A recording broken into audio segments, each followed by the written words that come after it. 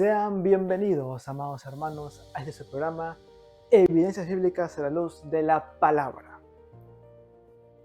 Amado hermano, estimado oyente, ¿usted sabía que para llegar a ser cuerpo de Cristo tienes que pasar por la cruz? El apóstol Pablo dejó en sus epístolas un mensaje muy precioso. Con Cristo estoy juntamente crucificado. Es muy bello esas palabras, pero las entendemos a profundidad. Quedémonos aquí, porque vamos a desglosar la palabra de Dios de una manera muy preciosa y comprender a profundidad su bella verdad.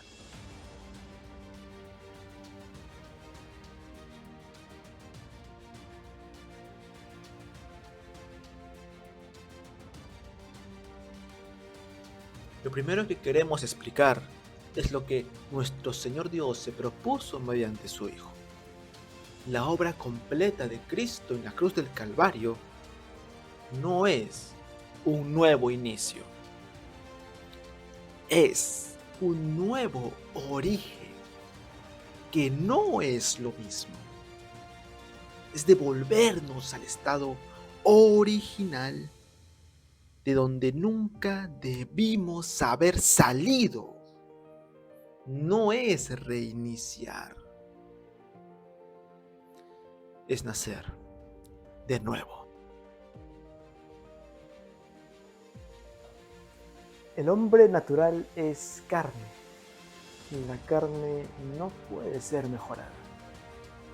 Es un nuevo inicio por eso. Una nueva simiente que tiene una naturaleza que no es nuestra, sino de Dios.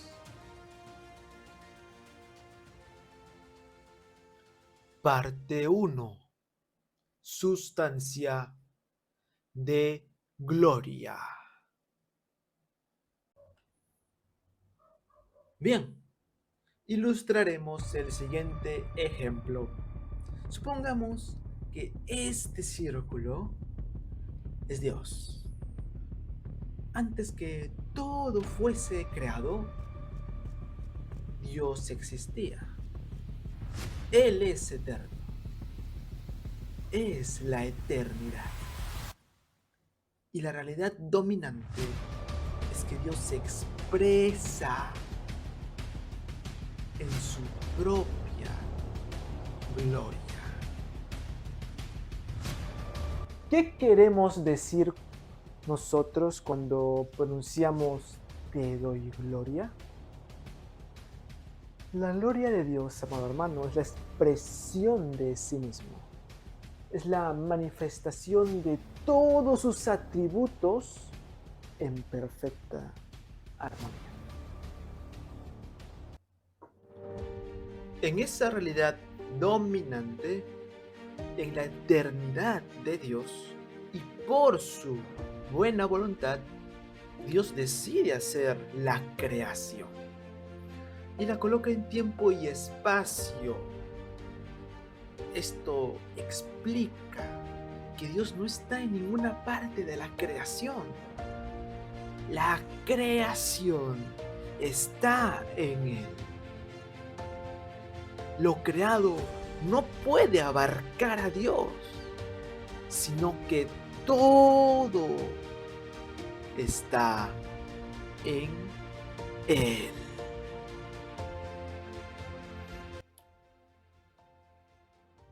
Pero ¿es realmente posible que Dios habite en la tierra? Ni siquiera los cielos más altos pueden contenerte, mucho menos este templo que he construido. Todo lo creado está en Dios. Todo tiene su sustancia. Los cielos cuentan su gloria, dicen los salmos. Y recuerda, todo fue creado en Él, por Él y para Él. Pues todas las cosas provienen de Él y existen por su poder y son para su gloria. A Él sea toda la gloria por siempre. Amén.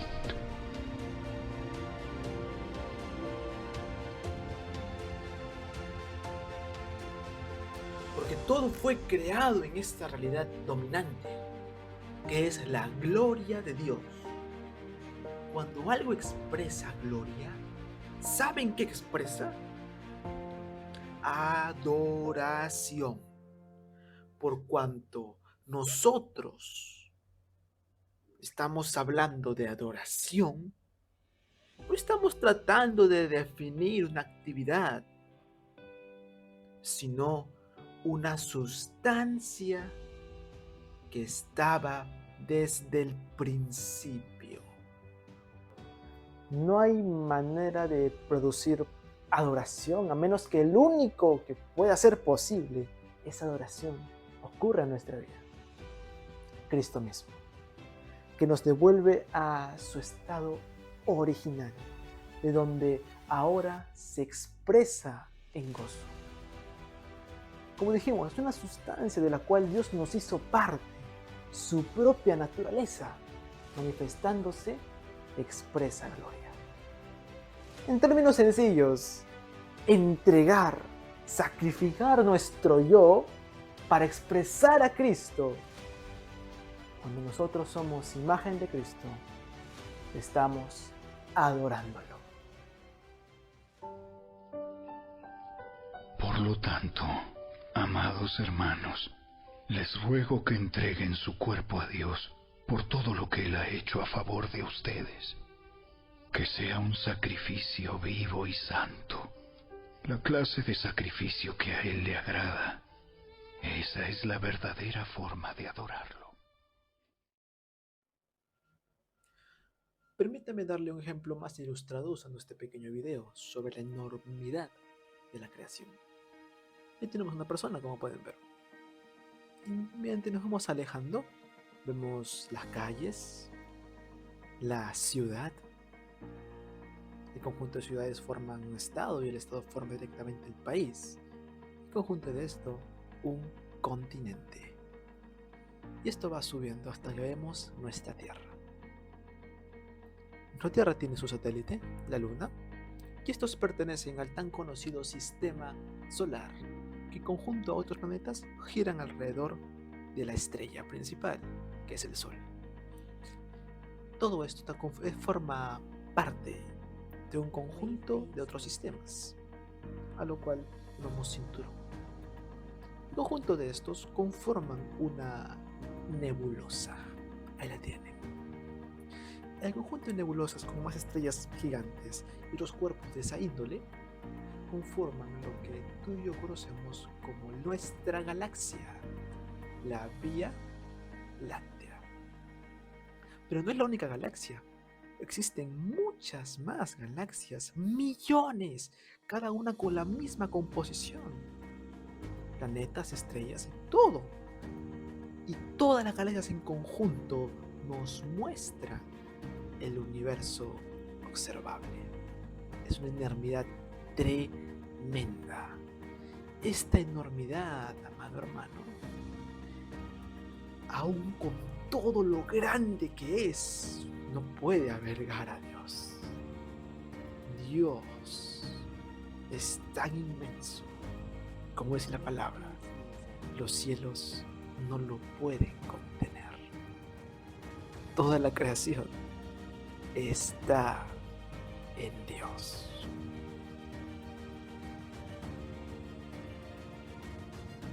Todo esto está en Dios. Todo expresa su sustancia. Y en el medio de toda esta creación estamos nosotros. Esta es la realidad dominante en donde fuimos creados para disfrutar, gozar, deleitarnos, manifestando su gloria. Fuimos creados para su gloria. Toda la escritura lo dice desde el principio. Y no dice otra cosa. Fuimos hechos para darle gloria y alabanza a su santo nombre.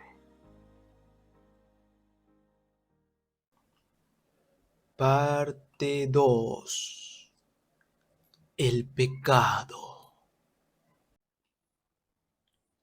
Antes del pecado, ¿cómo oraba Adán?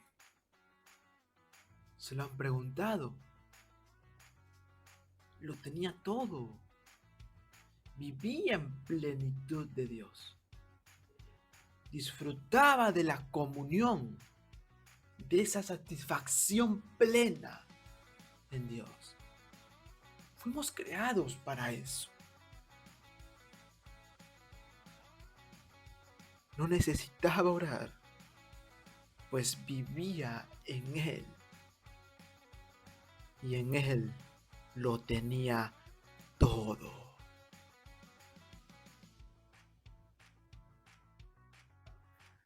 Ese siempre fue el plan de Dios, que vivamos tranquilos y en paz, satisfechos cada día de nuestra vida durante esta estadía en este mundo. Porque Él sería nuestro todo. Por la palabra entendemos que Dios es el todo. Dice que Dios es la vida. O sea, no hay vida fuera de Él, porque Él es la vida. Pero un día el hombre menospreció la gloria de Dios y buscó su propia gloria.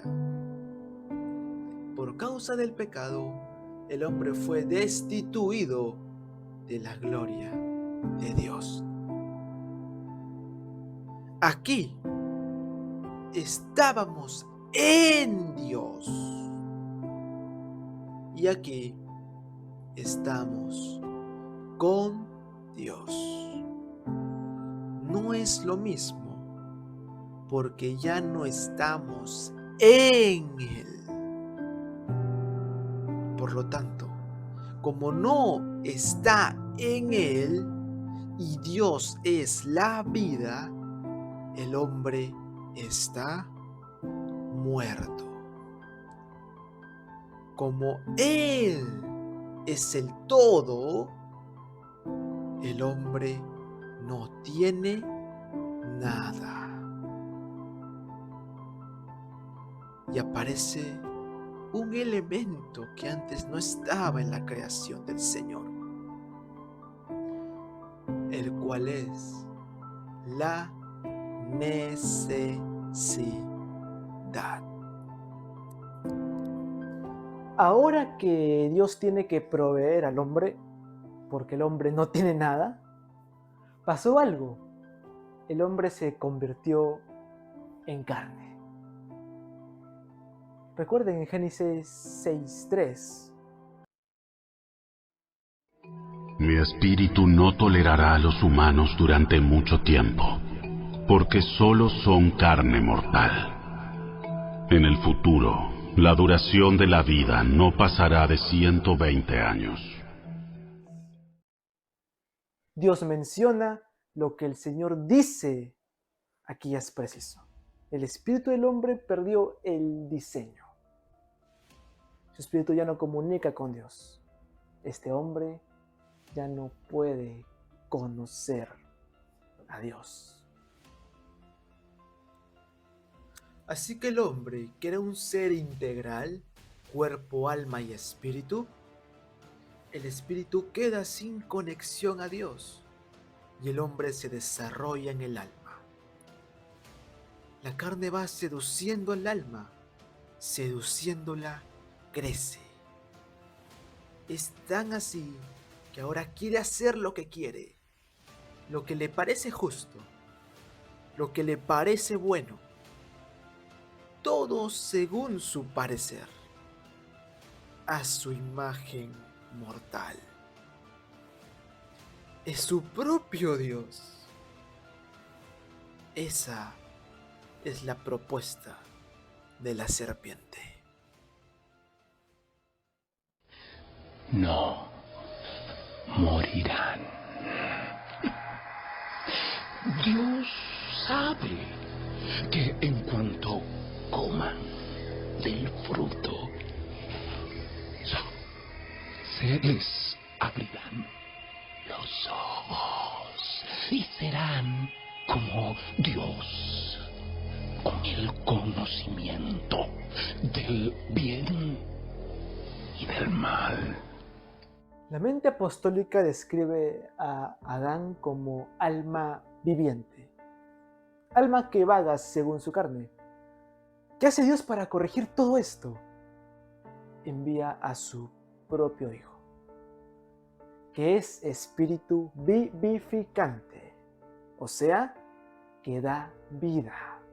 Porque recuerden, estábamos muertos para Dios. ¿Y qué hace? Pues se le envía a Jesús, reúne todas las cosas en Él y nos devuelve al estado original. Parte 3. Sombras y figuras. ¿Cómo hacía Dios para comunicarse con ese hombre que no podía ver, ni oír, ni entender? Bueno, el Señor se arregló enviándonos figuras y sombras para comunicarse con ese hombre. Esas figuras y sombras eran ungidos, profetas, reyes y sacerdotes. Dios les hablaba a ellos y ellos se lo comunicaban al pueblo, tal cual como habla la Escritura. Hace mucho tiempo, Dios habló muchas veces y de diversas maneras a nuestros antepasados por medio de los profetas. Y ahora, en estos últimos días, nos ha hablado por medio de su Hijo. Dios le prometió todo al Hijo como herencia, y mediante el Hijo creó el universo. ¿Por qué nosotros vamos a estar escuchando ahora a una figura o una sombra? Si ahora ya está la persona de esa sombra. Cuando ves una sombra con la figura, tú sabes que la persona concretamente está allí, pero no es la persona. Ahora oímos al Hijo. Haciendo un resumen de Hebreos 11, el autor hace un largo esquema, hablando de cómo todos ahí que describe, por la fe habían logrado algo. Pero esa fe era depositada en el que había de venir. Pues confiaron en las figuras y sombras que Dios puso para ese entonces. Sin embargo, hoy, amado hermano, escuchamos al Hijo. Parte 4. Adán y Cristo. Bien, aquí tenemos a Adán y aquí a Cristo. Este es el hombre viejo y este es el hombre nuevo. Es el Cristo impartido en vida, la iglesia. Recuerden, Cristo estuvo entre nosotros en carne y hueso. Murió, resucitó, fue al Padre, fue glorificado y vuelve impartiéndose en vida en un nuevo cuerpo espiritual, que es la iglesia, del cual Él es la cabeza, pero todo es Cristo. Dios ha puesto todo bajo la autoridad de Cristo, a quien hizo cabeza de todas las cosas para beneficio de la iglesia. Nuestras manos son las manos de Cristo. Nuestros pies son los de Cristo. Vemos a través de Él. Y si no es a través de Él, no vemos nada. Porque solamente el Hijo ve. Entonces, este hombre está viciado de pecado. todo lo que usa la palabra de Dios respecto a Adán no es un adjetivo, es un sustantivo. Y esto es importante saberlo, porque tanto Adán como Cristo es corporativo. Adán representa a todos aquellos que están en Adán, y Cristo representa a todos aquellos que están en Cristo. ¿Saben qué significa eso? La palabra en 1 Corintios dice que cuando Adán murió, todos morimos en él. ¿Se entiende ese concepto? Te pongo un ejemplo. Si tu bisabuelo hubiese muerto, tú no hubieras existido, ni tu padre, ni tu abuelo. Amado hermano, cuando Adán murió, morimos todos con él. ¿Qué quiere decir esto? No cuenta, hermano mío, nuestra experiencia. Lo único que cuenta es la experiencia de Adán. Cuando vas al cementerio y miras todas las lápidas, todas las tumbas, nadie se pregunta, oye, ¿quién está más muerto que quién? Capaz uno fue un asesino serial, el otro fue un hombre trabajador, buen padre de familia, pero no importa, están muertos. Todo lo que hicieron no importa. Ya no existen. Porque lo que define, amado hermano, nuestra condición de muerto es en qué hombre operamos. ¿Adán o Cristo? Así como todos mueren porque todos pertenecemos a Adán, todos los que pertenecen a Cristo recibirán vida nueva. Miren, si un chino quisiera ser peruano, ¿qué tendría que hacer? Bueno, puede arreglarse unos papeles, sacar nacionalidad peruana, pero ¿realmente es peruano? No, porque cuando le hagan un examen de ADN, se va a ver que sus padres son chinos, que nació en China, y etc. Entonces, ¿cómo puede un chino convertirse en peruano? Bueno, tiene que morirse y volver a nacer en Perú. ¿Cómo nosotros somos trasladados de Adán a Cristo? Muriendo en Adán y naciendo en Cristo. No hay posibilidad de ser trasladado del reino de las tinieblas a la luz admirable, de Adán a Cristo, a menos que haya una muerte y resurrección. Por lo tanto, la única forma siempre será la cruz. Siempre. Por lo tanto, este hombre que está aquí es carne y no puede ser mejorado.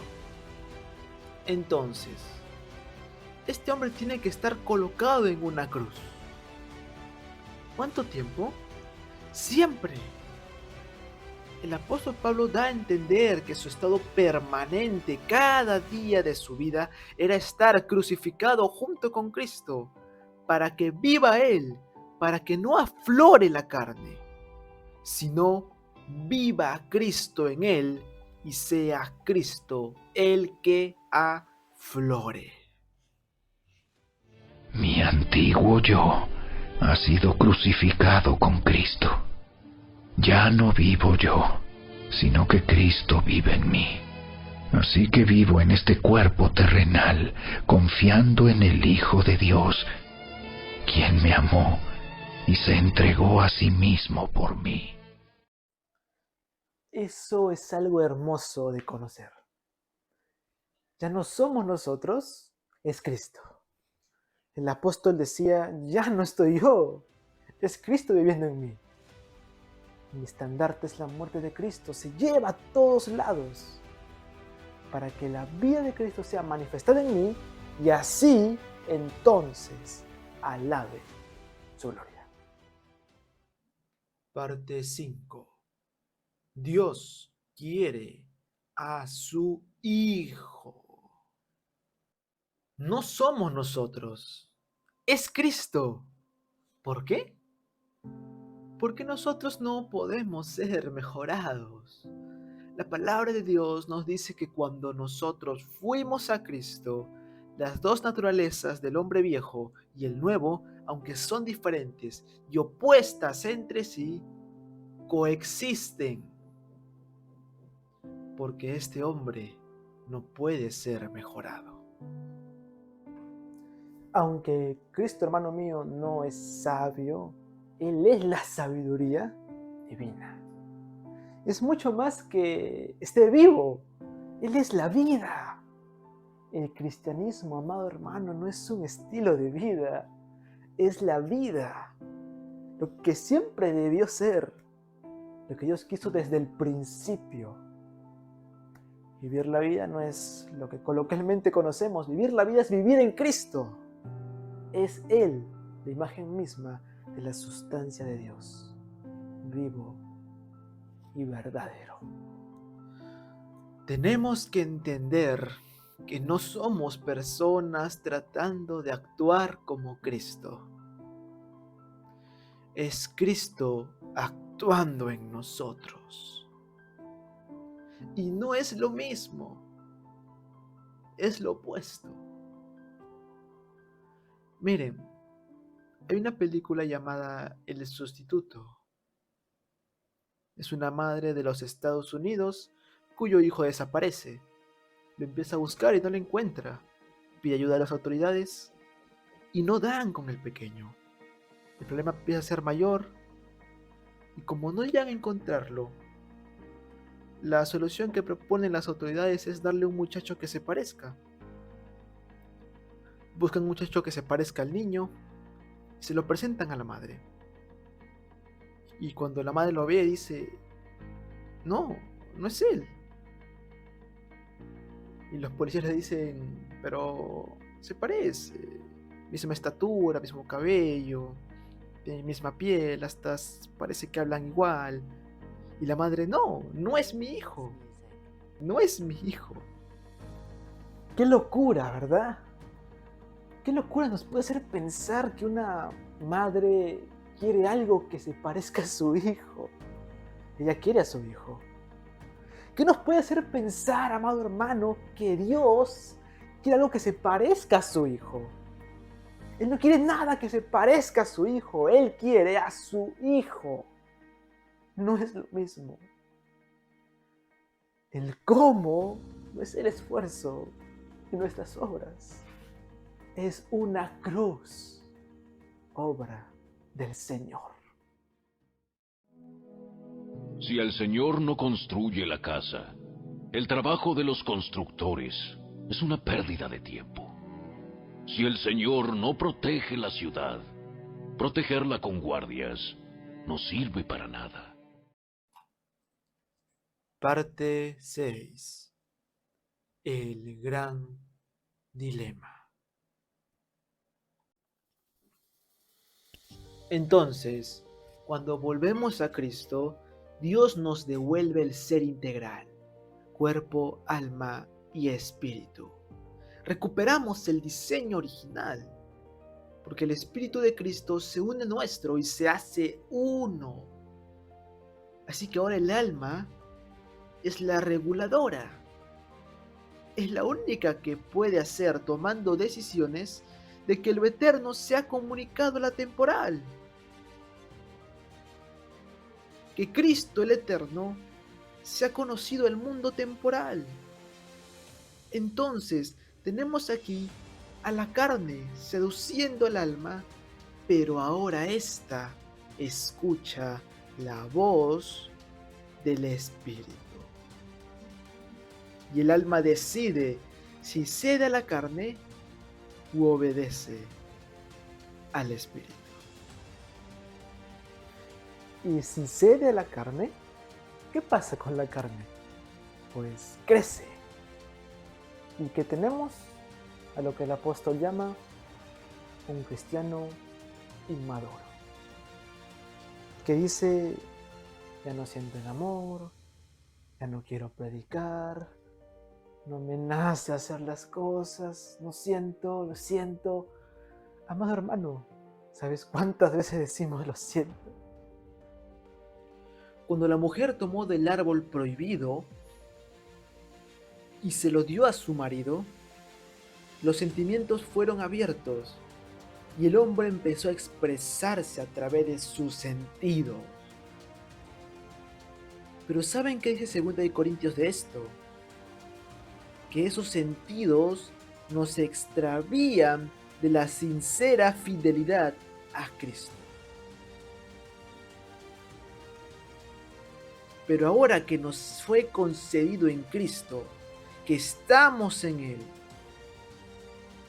y Él en nosotros, y estamos completos en Él, se nos dio un poder que el hombre natural no tiene.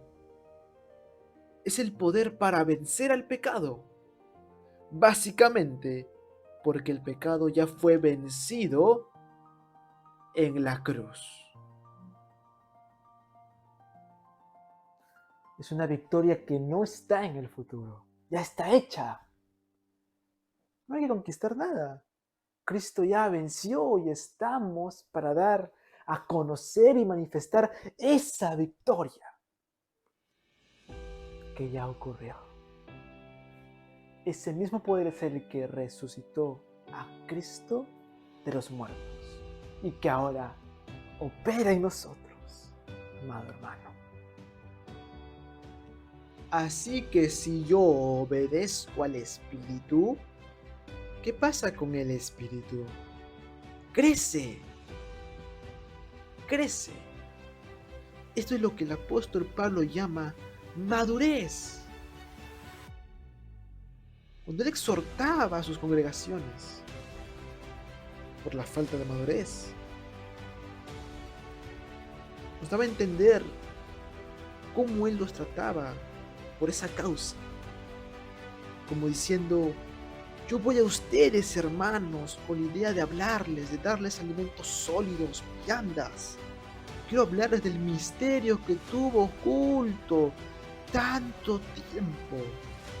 Cristo es nuestra plenitud. No hay que hacer nada.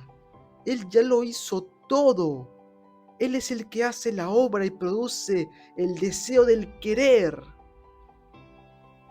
Ese gozo indomable que brota en nosotros en medio del dolor y en medio de las circunstancias, es Él.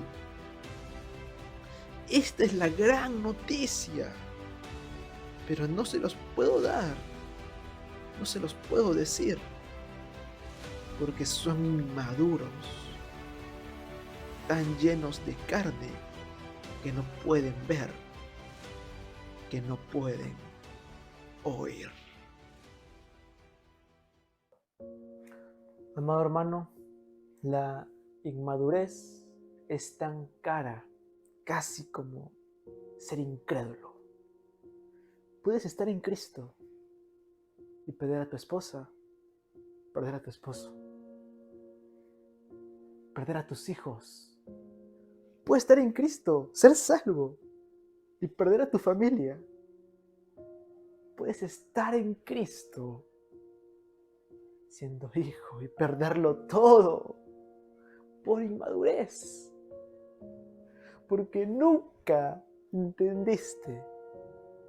Te gobierna la carne. Nunca quisiste comprender que la forma, el camino en esta tierra es vivir crucificado juntamente con Cristo. Ese proceso continuará hasta que todos alcancemos tal unidad en nuestra fe y conocimiento del Hijo de Dios, que seamos maduros en el Señor. Es decir, hasta que lleguemos a la plena y completa medida de Cristo. Parte 7. Hijo de Dios. Cuando Cristo crece, entonces crece el deseo. Porque Dios produce el querer. El querer, ¿por qué? Por una sola cosa. ¿Cuál es el único deseo de Cristo? La voluntad del Padre. No anhela otra cosa. Es nuestra única comida. El Hijo no hace nada que no sea lo que el Padre quiere que haga. El Padre no conoce a nadie que no esté en el Hijo. ¿Sabes cuántos hijos tiene Dios? Uno, amado hermano, uno solo. Y nosotros estamos en Él. El único que hace la voluntad del Padre, ¿quién es? Cristo. Es el único que le complace. Es el único que ha podido hacer su voluntad sin fallar, sin errar, haciéndola completa. Él es aquel que hizo todo lo que el primer Adán nunca pudo hacer. El motivo por el cual podemos conocer al Padre y entrar en la presencia, en la intimidad, en el lugar santísimo, es porque el único que entra es Cristo. Y Él nos hizo parte de su cuerpo. Y esto define por completo nuestra condición. Parte 8. La cruz. ¿Han oído la ley que dice, ama a tu prójimo y odia a tu enemigo? Pero yo digo, ama a tus enemigos, ora por los que te persiguen. De esa manera, estarás actuando como verdadero hijo de tu Padre que está en el cielo. Pues Él da la luz de su sol tanto a los malos como a los buenos, y envía la lluvia sobre los justos y los injustos por igual. Amar a los enemigos, orar por los que te persiguen, es parte de entender que cargaríamos nuestra cruz. Pero la cruz se toma de una sola manera, amado hermano. Es por el gozo puesto frente a cada uno de nosotros. Jesús toma la cruz por el gozo de ver la gloria de su Padre manifestada en el Hijo y ver a todo un pueblo redimido. Tomamos la cruz por el gozo. Es que el reino de Dios es como un campo donde está un tesoro. Y cuando yo veo el tesoro, entiendo que tiene un valor 1.000.000 de veces superior a todo lo que creo poseer. Y entonces voy, salgo corriendo y gozosamente vendo todo lo que tengo para obtener el valor de ese tesoro, que es de infinito valor. Pero a menos que yo comprenda el valor del tesoro, nunca voy a estar dispuesto a perderlo todo. Pero cuando el valor del tesoro se me revela,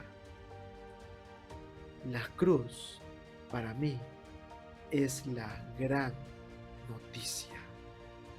Y yo puedo negarme a mí mismo, tomar mi cruz y seguir en pos de Cristo.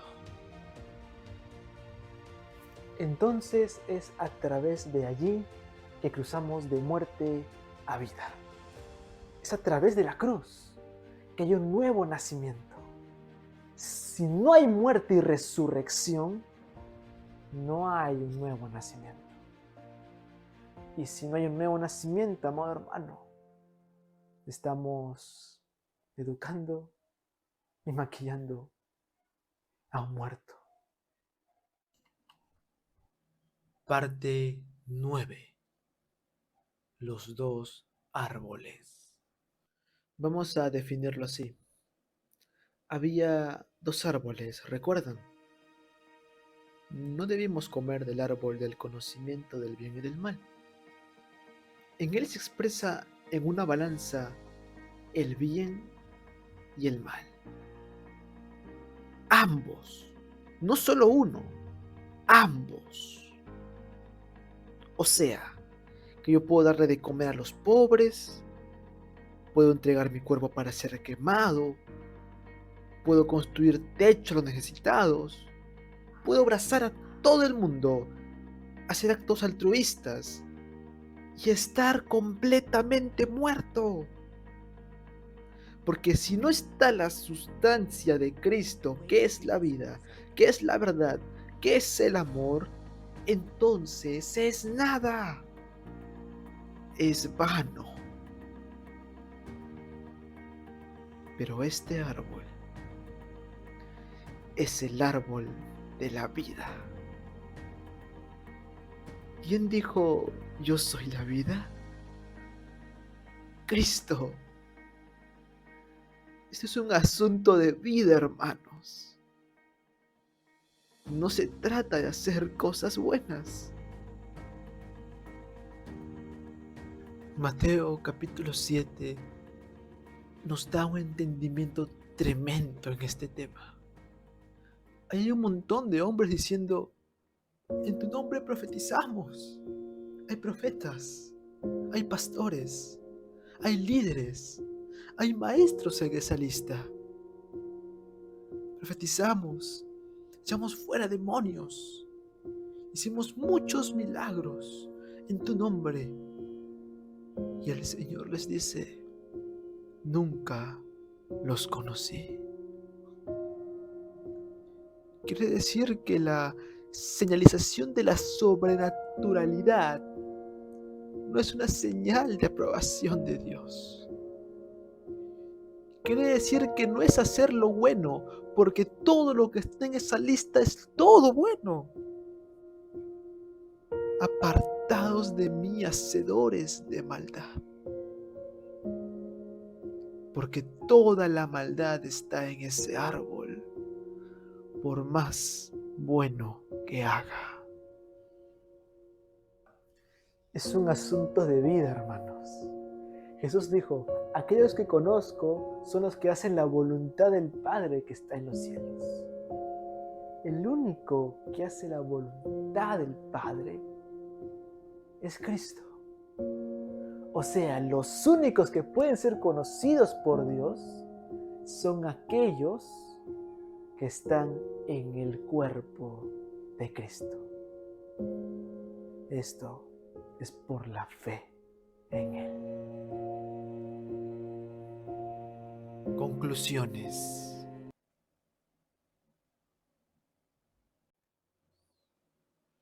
Cuando alguien nació de nuevo, no lo tienes que mandar a pedirle perdón a su hermano. Porque si no le pide perdón a su hermano, no puede dormir. Porque hay una vida que ha sido manifestada en él. Es una buena oveja. Y si la oveja tiene vida, si la oveja está sana, come. Ellas comen y se multiplican. No hay que obligarlos a hacer nada. Solo las escrituras funcionan como una baranda. Para que no pierdan la vista en Cristo. Para que no pierdan la vista por la influencia de la carne de aquello que ya le fue concedido en Cristo. Si ustedes ven en el libro de Romanos, el capítulo del 1 hasta el 4, habla de los pecados en plural. Eso trata la sangre, la que nos limpia de todo pecado.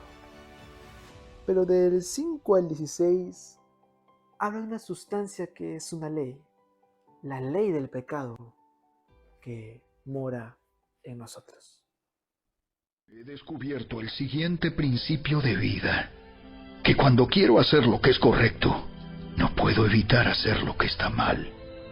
Amo la ley de Dios con todo mi corazón, pero hay otro poder dentro de mí que está en guerra con mi mente.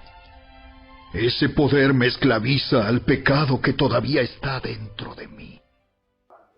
Como decíamos, eso no lo trata la sangre. lo trata la cruz.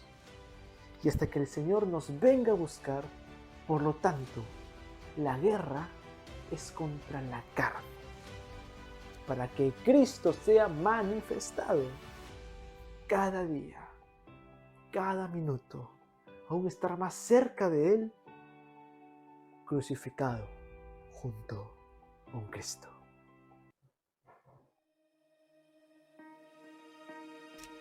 El Señor siempre está tratando con el orgullo de nosotros, amado hermano.